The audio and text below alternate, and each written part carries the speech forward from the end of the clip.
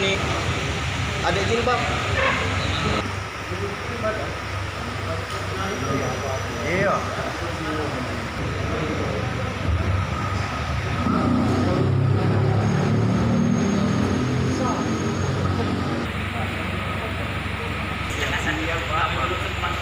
Jadi nomor para semua guru garis miring HK.03.1 untuk kedua ditetapkan pada hari Selasa.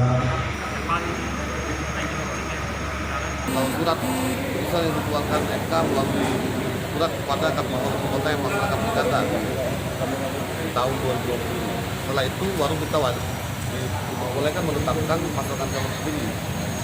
Dan yang berperkara akan melanjutkan setelah ditetapkan hasil sengketa di Mahkamah Konstitusi. Koreksi saya. Yang pertama, jumlah penduduk yang kurang dari 250.000, maka perolehan suara sah harus mencapai 2%. 250.000 sampai 500.000, dia harus terpenuhi suara sah 1,5%.